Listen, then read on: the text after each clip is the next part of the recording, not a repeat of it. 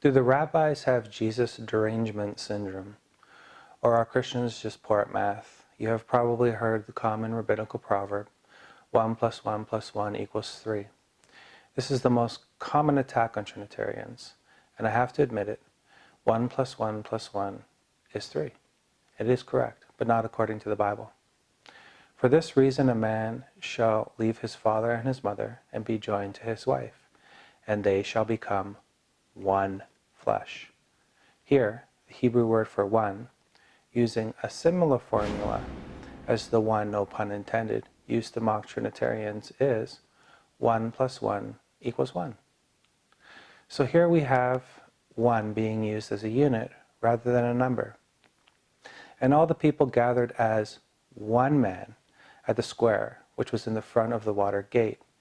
And they asked Ezra, the scribe, to bring the book of the law of Moses, which the Lord had given to Israel. Here again, the formula used to mock Trinitarians would be 1 plus 1 plus 1 plus 1 plus 1 plus thousands equals 1. In both of these examples, the Hebrew word for one does not refer to one, but to a unity of one or a unit of one. Before I continue, if you want to support my work here on YouTube, please subscribe and share your opinion in the comments section. Liking and sharing this video on your social media pages will actually help more than anything. Thanks, I appreciate that. At the end of the first day of creation, God says, God called the light day, and the darkness he called night. And there was evening and there was morning, one day. Here, the same Hebrew word for one means one and only one, a singularity of one. We have the Bible using one in both senses, as one and only one, and as a unity of one. If a unity can be shown in the Old Testament of the Godhead, then the rabbis are wrong. And remember, I know that this is difficult to hear, but no matter what you believe or what you were told by your parents, all that matters is what Tanakh, Torah, and the Bible teaches, and nothing else. Whether you like the rabbis a lot because they can make beautiful theological ballooned animals and tell you funny jokes, that should not matter. All that should matter is what God teaches and nothing else. Which brings us to this verse. Then God, Elohim, said, "Let us make man in our image according to our likeness." I would like to stop here for a second and talk about a few really important rabbinical smooth interpretations of this verse, which are Rashi's, the Rambam's, and the Roe. And then a very important Essenes pun that they had about our contemporary rabbis, who are the spiritual descendants of the Pharisees. The Essenes were a Jewish sect believed to be the ones who gave us the Dead Sea Scrolls. First, Rashi. Rashi says God was consulting with the angels, and that is why the us is used in this passage. But unfortunately for Rashi, it is the us doing the creating. As I covered in a previous video on Genesis 1:26, the antecedent of us is Elohim and not angels. And God makes clear that he has created everything. This is confirmed by at least these 3 verses in the Old Testament. The portion of Jacob is not like these, for the maker of all is he, and of the tribe of his inheritance, the Lord of hosts is his name. There are no helpers making or aiding God in any part of creation, according to Jeremiah.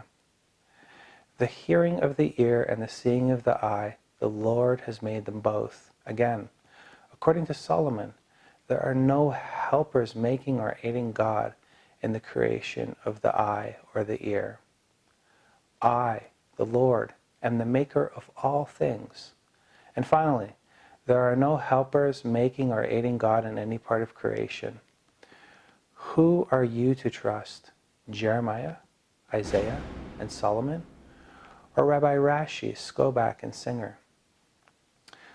Second, the Rambam. The Rambam probably figured out how easy easy it was to rebuke Rashi. So he innovated, and he said this, let us make, that is to say, I and the earth.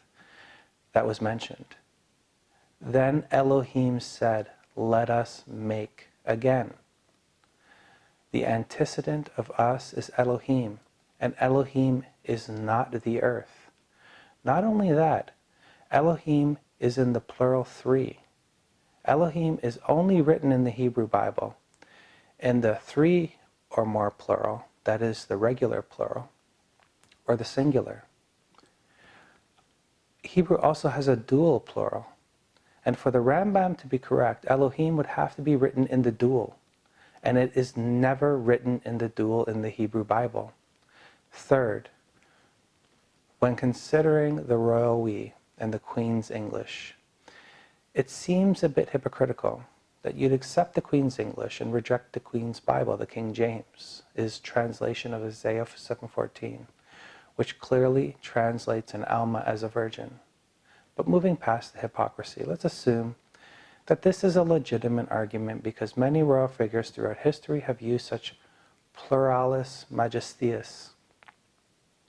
The greatest enemy to the royal we argument, however, is none other than the Hebrew Bible itself. Why, you ask? Well, because there are many royal figures within the Hebrew Bible, from King Saul to David to the last king of Judah. We have 23 kings. And you have 19 kings who reigned over the kingdom of Israel, all of which spoke the royal tongue, and none refer to themselves with the royal we. And if the God of Israel thought the royal we was an acceptable form of argument, why wouldn't he have allowed the kings of Israel and Judah to use it? This is a question that Rabbi Singer and Skobach will never answer. This would be a good time to bring up some very important and old information about the nature of the rabbis that may predate Jesus. There is an old Essenes pun, an old saying about our contemporary rabbis, who are the descendants of the Pharisees. The Essenes were very keen on understanding the very nature and essence of our rabbis. I bring this up because it can take some time before a rabbinical objection to the Trinity receives a thorough rebuke because of their incredible ability to finesse an answer. Here is the saying, Dorshe halakot, which means seekers after smooth things, not Dorshe halachot, or interpreters of the laws.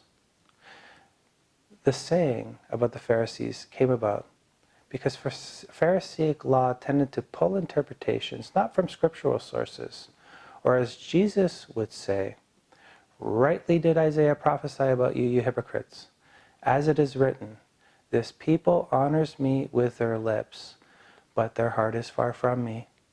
But in vain do they worship me, teaching as doctrines the precepts of men. There is no better example of this theological blunder in rabbinical tradition than the royal we. Nowhere can such a doctrine be pulled from the Hebrew Scriptures, but it can be pulled from human traditions. The rabbis don't care about the law of Moses. They only care about power. And to keep it, they must, as much as humanly possible, confuse Genesis 1:26 so that the truth of the verse cannot be understood. One last question before part 1 of this series ends. Is the us of Genesis 1:26 acting as one in the creation of man, in the same spirit of the word one used in Nehemiah 8:1? Then God, Elohim, is one. Part 2 of this series will be coming soon.